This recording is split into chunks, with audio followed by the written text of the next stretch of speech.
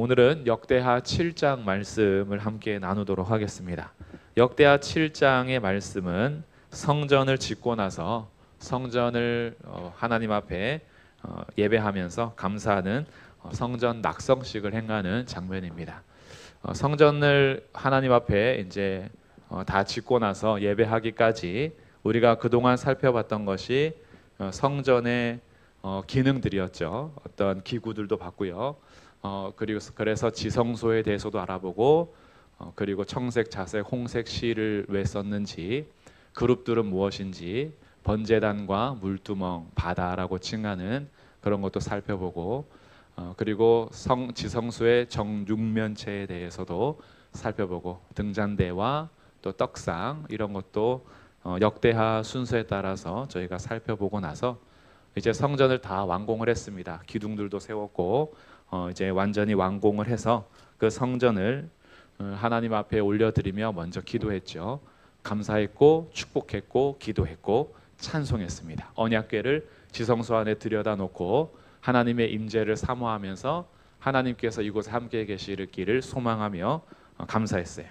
그렇게 다 기도를 마쳤을 때 어떤 일이 일어났냐 하면 7장 1절에 보시면 솔로몬이 기도를 마침에 불이 하늘에서부터 내려와서 그 번제물과 제물들을 사르고 여호와의 영광이 그 성전에 가득했다. 먼저는 그들이 하나님 앞에 드리는 제사를 하나님께서 받으셨어요. 불이 하늘에서부터 내려와 번제물과 그 제물들을 다 살랐다라고 하죠. 그리고 여호와의 영광이 가득해서 2절에 보니까 제사장들도 여호와의 전으로 능히 들어가지 못했다. 이 영광스러운 장면이 기록이 됩니다.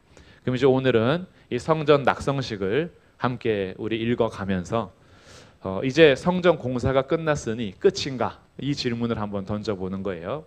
모세 때의 성막으로 하나님 명령하셔서 이스라엘 백성들이 이동하기에 먼저 앞서서 이동하셨고 성막을 진치라는 곳에 진을 쳤으며 이스라엘 진영 중심에 있었던 성막이었고요.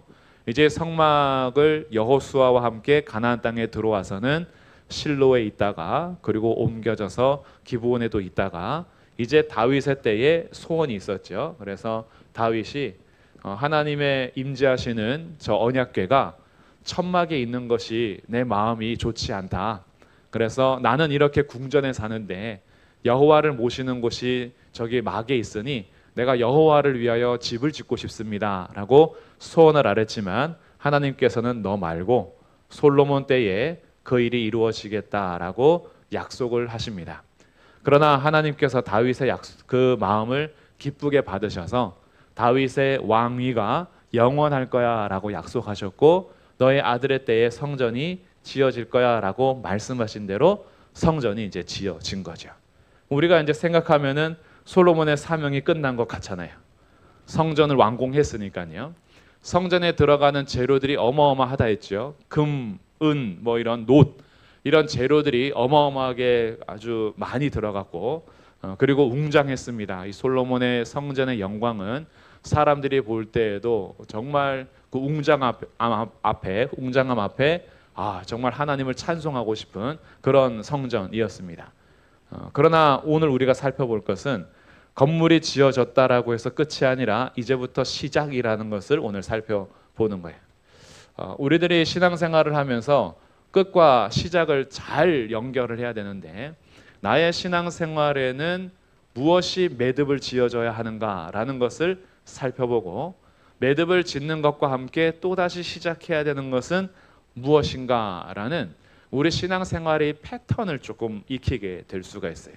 그래서 오늘의 이야기는 이 성전 공사가 마치고 나서 낙성식을 행하고 이어지는 이 진짜 시작을 이제 알게 되면서 우리의 삶을 이 패턴을 한번 찾아보는 겁니다. 하나님 나라 백성들이 사는 패턴은 무엇이며 하나님 나라를 이루어가는 성전으로서의 삶은 무엇인가? 우리가 이제는 이 예수 그리스도 안에서 성전이잖아요. 그래서 예수님의 성전으로 성령님이 거하시는 성전으로 내가 살아가는 내 삶의 패턴은 어떻게 되어야 하는가라고 한번 살펴보도록 할 텐데요. 먼저는 하나님께서 7장 1절 2절에 보니까 예배를 받으시고 여호와의 영광이 가득했다라는 이 자체는요 너무나 귀한 거예요. 하나님께서 재물을 받으시고 영광이 가득했다라는 건 이들의 예배를 하나님께서 받으셨다라는 거예요. 우리가 예배를 드리는 이유가 무엇이죠? 우리가 예배 드리는 이유는요, 자기 만족이 아니에요. 나 오늘 예배 안 드리면 찝찝하니까, 그래서 예배를 드림으로 뭔가 내 마음에 채워지는, 나를 위해서 드리는 게 예배가 아니거든요. 그럼 나를 위해서 예배를 드리는 게 아니다 그러면 중요한 게 뭐냐 하면 예배를 받으시느냐가 중요한 거예요. 내가 예배하러 왔는데 하나님이 내 예배를 받으시느냐, 이게 중요한 거예요. 그냥 하나님이 받든지 받지 않든지 상관없어요. 난 왔다 갔으니까. 이렇게 되는 거는 예배의 목적을 상실하는 거죠. 난 예배 드렸으니까 하나님이 받으시든 말든 나는 했으니까. 이렇게 되면 창세기 4장에서 아벨과 가인이 제물을 드립니다. 그런데 하나님께서 아벨과 그의 제물은 받으셨고 가인과 그의 제물은 안 받으셨죠. 근데 가인이 그럴 수 있잖아요. 안 받으신 건 어쩔 수 없어요. 난 예배했으니까, 난 제사 드렸으니까 뭐 이거는 할 일 다 했습니다 라고 하면 예배의 목적이 완전히 빗나간 거죠. 예배의 목적은요, 하나님이 받으셔야 그 목적이 성취가 되는 거예요. 그러니까 우리가 오늘 여기 이렇게 모여 있어도요, 하나님이 우리 예배를 받으셔야 목적이 성취가 되는 거예요. 드라마 안 보고 왔는데 안 받으시면 어떡할 거예요? 내가 하고 싶은 거 하고 쉬고 싶지만 내가 여기 와서 예배 드리겠다라고 올라왔는데 하나님이 안 받아. 이러면 우리 완전 꽝이죠 이제. 네. 아무 수고가 하나님 앞에 드려지지 못하면 꽝이에요. 그러니까 제물을 받으시고 여호와의 영광이 가득했다. 이건 사실 굉장히 부러운 말씀입니다. 성전을 다 짓고 나서 그들이 하나님 앞에 찬송하고 제물을 드렸는데 하나님께서 나 너네 제사 안 받아 그러지 않고 불이 임하여서 그 제물을 다 사르고 여호와의 영광이 가득했다. 너무나 기쁜 일인 거죠. 저는 우리 교회가 하나님 앞에 모여서 예배할 때마다 하나님이 우리 예배를 받으시기를 간절히 소망합니다. 그리고 그 예배를 받으시는 자리에서 하나님의 영광이 가득한 우리 교회가 되기를 축복합니다. 이건 우리의 기도 제목이기도 한 거예요. 제가 축복한다고 이루어지는 게 아니라 사실은 하나님께서 이루어 주셔야 가능한 거고, 하나님께서 여기에서 그래 내가 너희 예배 받을게, 내가 이곳에서 영광 받을게 라고 해야 그게 이루어지는 거니까 우리는 예배하러 올 때마다 항상 이 마음을 가져야 돼요. 내가 예배 드리러 왔다 보다 중요한 건, 그것도 되게 중요한데 안 오면 아무 소용 없으니까요. 왔다도 중요한데 온 목적이 뭐냐, 이것까지 가야 되는 거죠. 내가 오늘 예배하러 온 목적은 하나님이 내 예배를 받으셔야 하는 거예요. 그러니 우리의 마음을 겸손하게, 하나님 저를 좀 받아주세요. 근데 하나님의 받아주심은요, 세상의 부자들만 받아주는 것 아니고, 세상의 외모를 평가하면서 받아주는 것 아니고, 세상에서 잘 나가는 사람들, 힘 있는 사람들, 이런 사람들만 골라서 받아주시는 것이 아니라 하나님은 공평하게 자기를 찾는 자들을 받아주십니다. 특별히 오늘날 우리들에게 완성된 것은 예수님 안에서 우리의 모든 죄를 사해 주시고 예수님의 이름으로 아버지를 찾는 모든 자들을 하나님 받아주시기 때문에 사회에서는 내가 혹시 사람들로부터 인정을 못 받고 밖에서는 외모를 따지고 가진 것 따져서 내가 주눅을 들었더라도, 아무도 나를 받아주지 않고 외면했더라도 하나님 앞에 나오면 이런 기쁨이 있는 거예요. 주님은 나를 받아주세요. 주님은 내 모습 그대로 받아주시는 거예요. 그래서 자기를 찾는 자들을 기뻐하시고, 그래 세상에서 힘들었지, 거기서 외면당했지, 세상에선 여전히 따지지, 가진 것으로 너희들의 집안으로 따지지, 난 그런 거 안 봐. 나는 나를 찾는 모든 자를 기쁘게 받는다 라고 하시는 분이니 오늘도 예배하러 오면서 우리는 기쁘게 올라올 수 있는 거예요. 만약에 예배하러 왔는데도 주님이 나는 돈 있는 자만 받는다, 나는 젊고 예쁘고 멋져야지만 받는다, 그래도 어느 정도 사회에서 이런 위치가 있어야 내가 받을 거야 라고 하면 여기도 절망인 거예요. 하나님께서 받으시는 그 기준이 그렇다면 우리는 사실 예배하러 오면서도 내가 가봐야 안 받아줄 텐데, 주님은 우리 그런 거 보지 않으시고 우리를 그대로 받아주시니 얼마나 감사합니까? 그래서 예배의 자리가 기쁨인 거예요. 이런 나를 그대로 받아주시는 하나님의 은혜를 감사하면서 우리 교회도 하나님께서 솔로몬이 기도를 마침에 불이 하늘에서부터 내려와서 번제물과 제물들을 사르고 여호와의 영광이 가득했던 것처럼 그래서 우리는 또다시 3절에 불이 내리는 것과 여호와의 영광이 성전 위에 있는 것을 보고 돌을 깐 땅에 엎드려 경배하며 여호와께 감사하면서 선하시도다 그 인자하심이 영원하시도다. 하나님 앞에 제사를 드렸는데 하나님 받으시고 그 영광이 가득하니까 인간의 반응이 또 뭐예요? 또 엎드려서 하나님께 감사하며 경배하는 거예요. 이것이 선순환이라 그랬어요.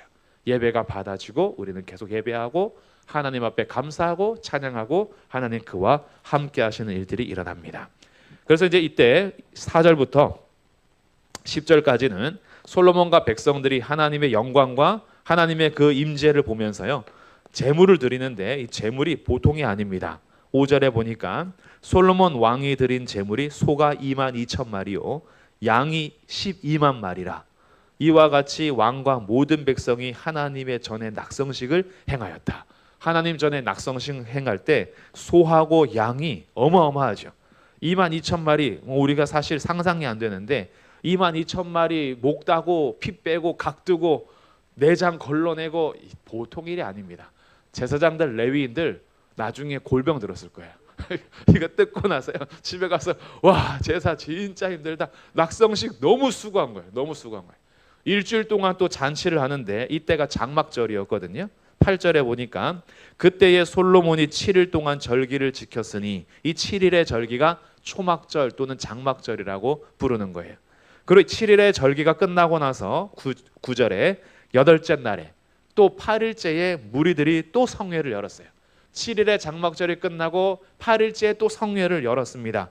그리고 낙성식을 7일 동안 행한 후에 이 절기를 7일 동안 지켰다. 그러니 지금 15일 동안 잔치를 하는 거예요. 하나님 앞에 7일의 낙성식, 7일의 절기, 그리고 또 8째 날 또 무리가 모여서 성회를 여는 거예요. 연속 2주에다가 또 하고 있으니요, 이들이 하나님 앞에 성전을 짓고 나서 얼마나 감사하고 얼마나 예배를 귀하게 드렸는지 알 수가 있죠. 2주 동안 연속으로 이렇게 하나님 앞에 예배하며 절기를 지키는 것은 이들의 마음이 그렇게도 기뻤던 거예요. 하나님 앞에 감사했던 거죠. 그러고 나서 10절에 일곱째 달 제23일에 7월 15일부터 7월 21일까지가 장막절인데 7월 22일인 8째 날에도 성회로 모이고 7월 23일에 백성들을 돌려보내는데 백성들의 마음을 한번 읽어볼게요. 10절에 보니까 왕이 백성을 그들의 장막으로 돌려보내매 백성이 여호와께서 다윗과 솔로몬과 그의 백성 이스라엘에게 베푸신 은혜로 말미암아 기뻐하며 마음에 즐거워하였더라. 아멘. 이 말씀이 그대로 우리 모든 성도님들에게 응답되고 임하기를 주님의 이름으로 축복합니다. 하나님 예배하는 것이 감사하고 기쁜데 하나님이 또 그 마음에 은혜를 베풀어 주셔서 그 은혜로 인해서 집에 돌아갈 때에 기쁨과 즐거움이 회복되는 거예요. 하나님 찾을 때에 마음이 슬프고 염려가 가득했다가도 주님을 예배하고 돌아가는 길에 하나님 주시는 은혜로 말미암아 기쁨 가지고 즐거움 가지고 가면 삶에서 다시 하나님 백성으로 살아갈 힘을 얻고 가는 거죠. 오늘은 낮에 이런 생각을 했어요. 수요일에도 예배하는 의미는 뭘까? 이런 생각을 하게 됐어요. 아니 뭐 예배 수요일날 잘 오지도 않고 그리고 우리 소수가 모이는데 그렇다고 안 오는 사람들이 뭐 믿음이 없다라고 우리가 판단할 수 있는 것도 아니고 열심히 세상에서 살고 있는데 정말 바쁘게 열심히 살면서 그래도 성도로서 자신의 삶을 지켜갈 터인데 굳이 또 수요일에 저녁에 예배하는 그건 뭐가 의미가 있을까? 혼자서 이런 생각을 하면서 그게 무슨 의미가 있냐? 뭐 우리가 여기에 대해서 어떤 유익을 찾아내고 의미가 있어서가 아니라 하나님은 우리 예배를 받으시는 분인데 예배하는 것 자체가 의미가 있다. 첫 번째는 그래요. 수요일이 아니라 화요일에 모여도 괜찮고 월요일에 모여도 괜찮고 사실은 일주일 동안 계속 모이고 또 일주일 동안 또 절기 지켰던 것처럼 매일 모여서 예배할 수 있다면 그것 또한 괜찮은 거죠. 근데 우리가 매일매일은 못하더라도 수요일에도 모이고 금요일 모이고 주일에 모이고 그래도 일주일에 3번 정도면 이틀에 1번씩 정도는 우리가 함께 모여서 예배한다. 하나님께서 예배 받으시는 것 자체가 의미가 있어서 너무 귀하다. 근데 여기에 하나님께서 보너스를 주십니다. 예배하는 자들에게요 은혜를 베풀어 주셔서 예배 마치고 돌아갈 때 장막으로 갈 때에 기쁨과 즐거움을 회복시켜 주신답니다. 얼마나 감사합니까?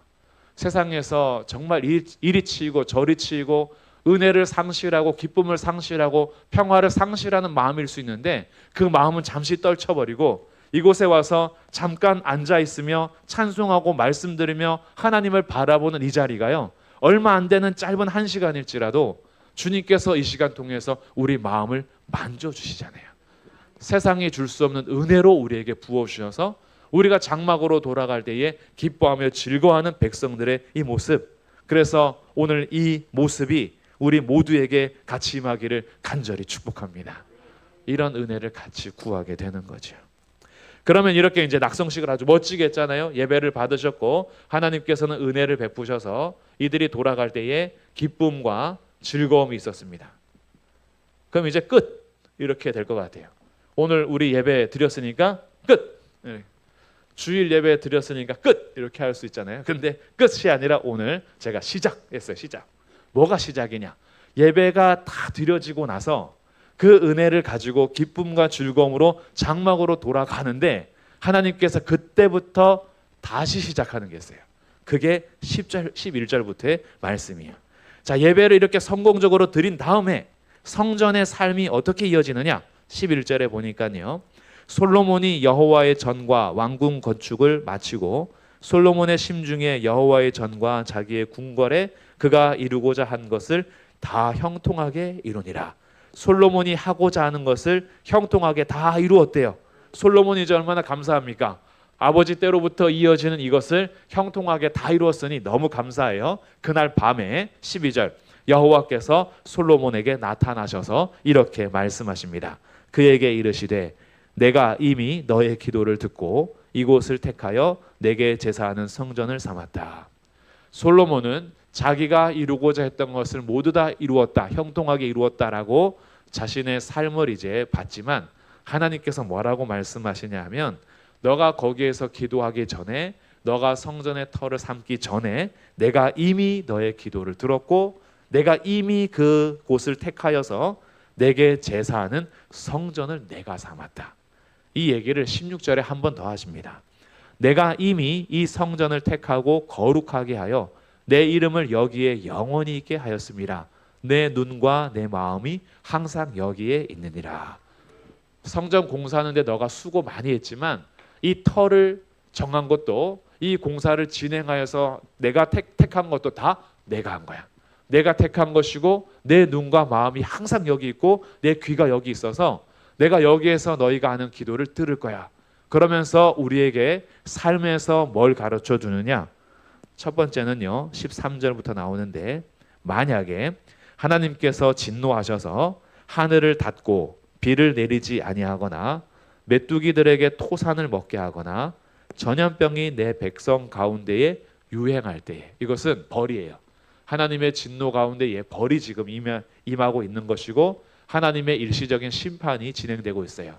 때로는 하늘에 비를 내리지 않으므로, 때로는 메뚜기들을 통해서 농산물을 다 먹게 하므로, 때로는 전염병을 통해서 백성들이 고통 가운데 있을 때, 그때에 성전으로서 살아가는 삶의 첫 번째는요, 죄가 우리의 삶을 무너뜨리고 있을 때에 하나님은 회개를 요청하십니다. 자, 14절은 같이 한번 읽어볼게요. 14절 말씀입니다. 시작. 내 이름으로 일컫는 내 백성이 그들의 악한 길에서 떠나 스스로 낮추고 기도하여 내 얼굴을 찾으면 내가 하늘에서 듣고 그들의 죄를 사하고 그들의 땅을 고칠지라. 아멘. 이 말씀은 찬양으로도 있어요. 그만큼 중요한 말씀이란 뜻이에요. 나의 백성이 다 겸비하여 내게 기도하며 나의 얼굴을 구하여서 그 악한 길 떠나면 하늘에서 듣고 라는 이 찬양이 이 가사의 내용입니다. 백성들이 죄를 범할 수가 있잖아요. 예배 드리고 은혜 받았어요. 기뻐하며 즐거워하고 장막으로 돌아갔습니다. 죄 안 지을까요? 우리가 주일 예배 하나님 앞에 예배 드리고 월요일에 딱 갔어요. 죄 안 지을까요? 오늘 수요 예배 다 드리고 집으로 딱 들어갔어요. 죄 안 지을까요? 우리는 언제든지 넘어질 수가 있어요. 하나님의 은혜가 풍성하여서 성령의 충만한 가운데에 기뻐하며 예배하며 찬양하는 것도 우리의 진심인데, 죄 지을 때도 진심이에요. 우리의 마음은 그래요. 우리의 마음은 죄를 기뻐할 때에도 사실 진심으로 기뻐해요. 나중에 속이 타죠. 왜 또 넘어졌을까? 왜 그것을 이기지 못했을까라고 속이 타긴 합니다. 왜? 싸울 수 있는 예수님의 이름 주셨기 때문에 죄에게 넘어지면 사실 속상하긴 해요. 그러나 우리는 넘어집니다. 그 넘어진 백성들에게 하나님께서 이 죄가 쌓여가면요, 점점 하나님께서 경고하셔도 계속 안 들으시면 이제 매를 들기 시작하는데, 매를 드는 이유는 뭘까요? 죽으라고 드는 걸까요? 너 안 되겠다, 이제 죽어라, 이게 아니라 깨달아라. 너 지금 그 길로 계속 가면 안 돼. 그래서 그것이 전염병이든 아니면 그것이 메뚜기든 아니면 기근이든 깨닫는 거예요. 아, 지금 내가 정신 차려야 됐구나. 그럼 정신 차릴 때 방법은 뭐냐? 먼저는 하나님의 백성들이 회개하는 것이 무엇이냐? 돌아오는 거예요. 너희의 죄의 자리에서 돌아온다. 돌아옴. 그 자리에 계속 있지 말고, 우리들은 이 회개라는 것을 좀 잘 이해해야 되는데, 회개는 그냥 잘못했습니다라고 고백하면서 눈물 흘리는 자리가 아니라 잘못했습니다라고 하고 나서 그 잘못된 자리를 떠나는 게 회개인 거예요. 그러니까 계속 죄지면서도요, 잘못했습니다, 주님. 잘못했습니다, 주님. 그 자리 안 떠나면은 입술로는 고백한 거지만 아직 삶에서 회개가 안 된 거예요. 그럼 삶에서 회개는요, 그 자리를 떠나야 하는 싸움이 있어요. 사실 우리가 잘못된 걸 알면서도 떠나기가 쉽지 않거든요. 왜? 거기에서 살아온 것이 얼만데요. 우리가 다이어트가 왜 힘들어요? 그동안 이게 붙인 게 얼만데요. 네. 이게 하루 이틀 만에 붙은 살이 아니잖아요. 계속 쌓여 있는데 하루만 이게 빠지냐고요. 안 빠지죠. 그래서 결심은 하고 내가 다이어트를 하겠습니다라고 해도요, 그 결심하고 나서 실천하기까지 싸움이 있어요. 회개가 이거보다 더 질깁니다. 죄에 오염된 것이 나한테 딱 붙어가지고요, 에휴, 너 원래부터 그랬는데 왜 그래 요즘에, 그냥 살던 대로 살아 라는 이 마음이 속속 돌아와요. 그래서 그래, 내가 뭐 얼마나 거룩해지겠다고 살던 대로 살자, 내가 뭘 그렇게 싸우느냐라고 하면서 회개를 사실 우리 싫어해요. 우리가 살던 자리를 좋아하거든요. 근데 하나님이 가만히 안 두시는 거예요. 기근이 있어요. 전염병이 있어요. 메뚜기가 농산물을 망쳐먹고 있어요. 아, 이대로 있다가 진짜 죽겠다. 그래서 내 백성이 너의 자리에서, 그 죄의 자리에서, 악한 길에서 떠나 스스로 낮추고 기도하면서 하나님의 얼굴을 찾으며, 자, 여기에서 돌아온 다음에 우리가 하나님의 얼굴을 찾습니다. 하나님, 그분을 찾는 거예요. 하나님을 떠나 있던 삶이 죄인데 이제 하나님을 다시 찾기 시작하는 거예요. 하나님, 이렇게 하나님을 찾기 시작하면 하나님은 뭐라고 약속하시느냐? 14절 끝에 내가 하늘에서 듣고 그들의 죄를 사하고 그들의 땅을 고칠 것이다. 우리가 하나님의 얼굴을 찾는 그 순간 하나님이 하늘에서 들으시고요, 우리의 죄를 용서해 주실 뿐 아니라 무너졌던 그 땅도 회복시켜 주신답니다. 이것이 우리에게 이루어지는 삶인 거예요. 예배하고 나서 첫 번째 우리가 싸움은 죄와의 싸움이 있어요. 우리는 여전히 장막에서, 우리 일터에서, 내가 살아가는 영역에서 여전히 무너지고 무너뜨리고 유혹하며 더럽히는 죄들이 우리 안에 늘 있습니다. 밖에만 있는 것이 아니라 내 안에도 있기 때문에 우리들은 이 죄와의 싸움이 끊어지지 않을 거예요. 그래서 성전의 삶은 하나님을 예배하고 나서 우리의 일상의 삶에서 이 죄에게 민감하게 반응하여 우리는 죄와 싸우되, 이 죄와의 싸움은 내 힘으로 이길 수가 없어요. 죄와의 싸움은요, 하나님을 찾고 하나님의 얼굴을 구하며 주님 앞에 돌아올 때 하늘에서 들으시고 하나님이 해결하십니다. 죄의 문제는 하나님이 해결하시지 내가 갚아서 해결할 수 있는 게 아니에요. 그러니까 하나님은 이 성전에서 이 약속하는 겁니다. 내가 너희들을 고칠 것이고 사할 것이고 내가 회복시키실 거야.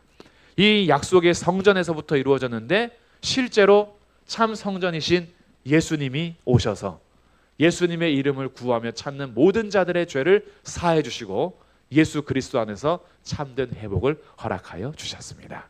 이 약속의 성취를 하나님이 하셨어요. 두 번째, 하나님께서 하시는 말씀이 무엇이냐? 17절부터의 말씀인데요. 내가 만일 내 앞에서 행하기를 내 아버지 다윗이 행한 것과 같이 하여 내가 내게 명령한 모든 것을 행하여 내 율례와 법규를 지키면. 자, 두 번째 하나님께서 새로운 시작의 삶은 율법, 율례와 규범의 법규에 하나님께서 순종할 것을 말씀하십니다. 하나님의 법에 순종하는 삶, 이것을 주님께서 요구했어요. 진짜 성전 건축은 이제부터 시작이다라는 거예요. 진짜 성전 건축의 완성은 건물을 쌓아 올려서 금으로 벽을 만들고 아무리 높은 기둥을 세우고 멋진 벽돌을 가져다가 웅장한 건물을 지었더라도 성전의 완성은 건물이 지어져서 낙성식을 행함으로가 아니라 성전의 진짜 완성은 내 백성들이 하나님의 법에 순종하며 살아가는 삶에서 완성된다라고 가르쳐 주십니다. 그래서 그 이후에 뭐라고 말씀하시냐 하면 16절에요. 너가 만약에 내 율례와 법규를 지키며 18절 내가 내 나라와 왕위를 견고하게 하되 전에 내가 내 아버지 다윗과 언약하기를 이스라엘을 다스릴 자가 내게서 끊어지지 아니하리라 한 그대로 내가 지켜갈 것이다. 그러나 너희가 만일 돌아서서 너희가 지금 솔로몬 한 사람한테 말하는 게 아니에요. 백성들이 다 들어야 되는 말씀입니다.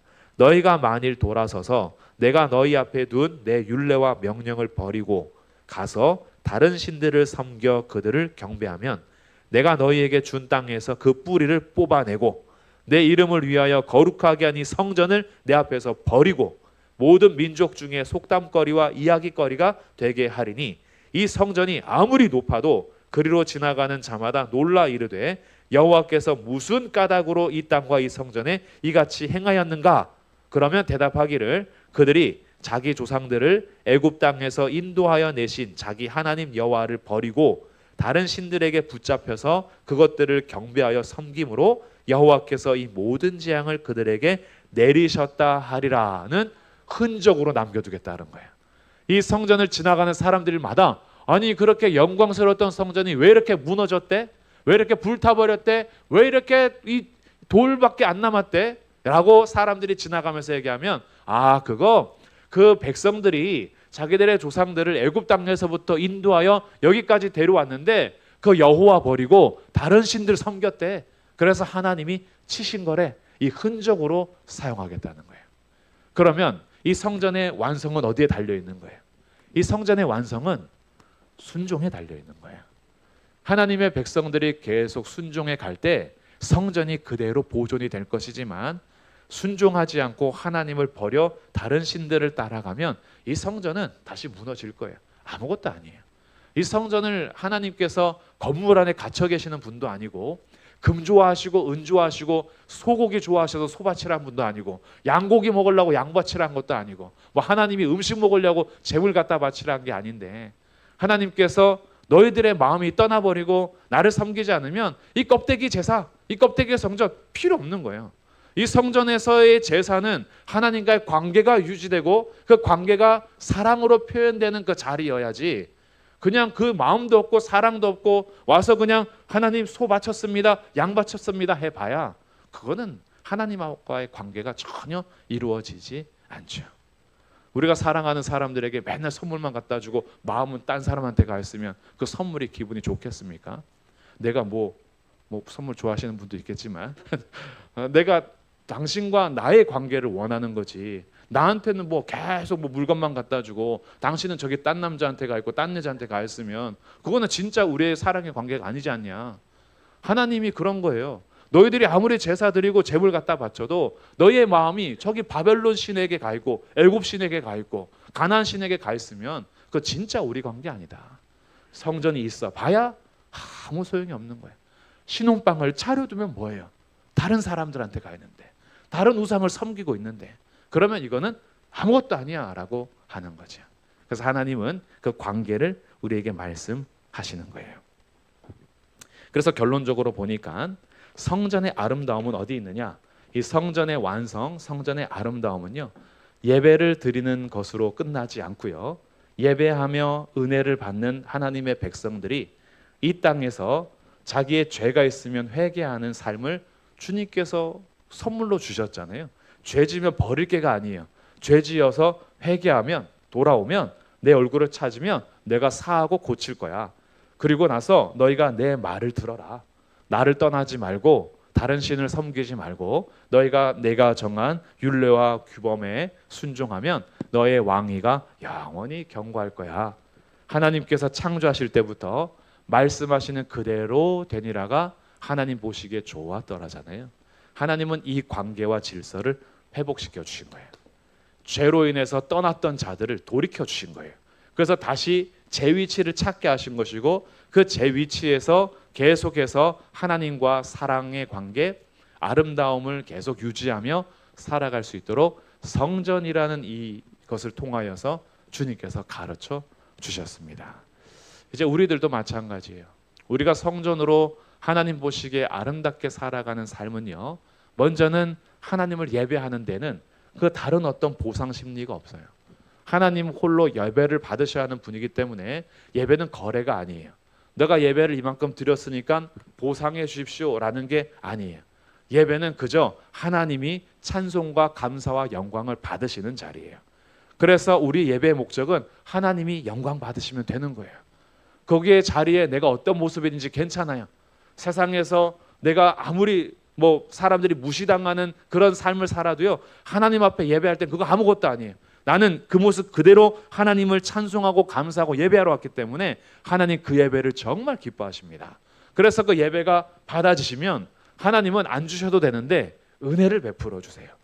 예배 가운데 은혜를 베풀어 주셔서 우리의 마음을 새롭게 하시는데, 하늘에서 주시는 기쁨과 즐거움을 회복시키시면서 때로는 어두워졌던 내 마음에 빛을 비추어 주시고, 때로는 캄캄하여서 두려웠던 내 마음에 하나님께서 용기를 주시기도 하고요, 때로는 우울하고 슬퍼하며 낙심됐던 내 마음에 하나님께서 기쁨을 허락하여 주시고, 내가 너와 함께 하잖아, 힘내, 겁내지 마라, 두려워하지 마라, 놀라지 마라 라고 하면서 내 손 붙잡아 주시기에 든든한 내 백이 있다는 걸 알게 돼요.